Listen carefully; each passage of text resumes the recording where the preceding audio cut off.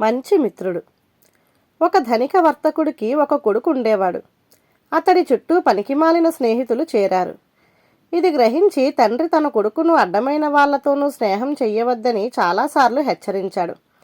కానీ కొడుకుకు తన కపట స్నేహితుల మీద ఎంతో నమ్మకం.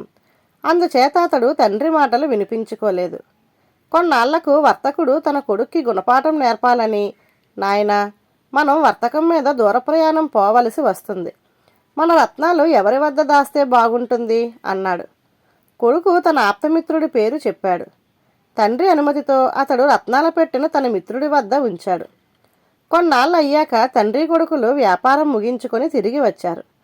కొడుకు రత్నాల పెట్టెను తీసుకురావటానికి తన మిత్రుడి వద్దకు వెళ్ళి కోపంగా తిరిగి వచ్చి, మీరు చేసిన అవమానానికి నా మిత్రుడు ఎంతో బాధపడుతున్నాడు. మనం ఇచ్చిన పెట్టెలో అన్నీ రాళ్లేనట అన్నాడు. తండ్రి నవ్వి, ఆ పెట్టెలో ఏమున్నది నీ మిత్రుడు ఎందుకు చూడవలసి వచ్చింది?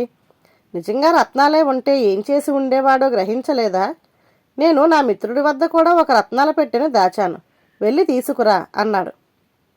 కొడుకు వెళ్ళి తండ్రి మిత్రుడి వద్ద నుంచి రత్నాల పెట్టెను తెచ్చాడు. తెరిచి చూస్తే అందులోనూ రాళ్లే ఉన్నాయి. మంచి మిత్రుడు ఎలా ప్రవర్తిస్తాడో కొడుక్కి అర్థమైంది. ధన్యవాదాలు.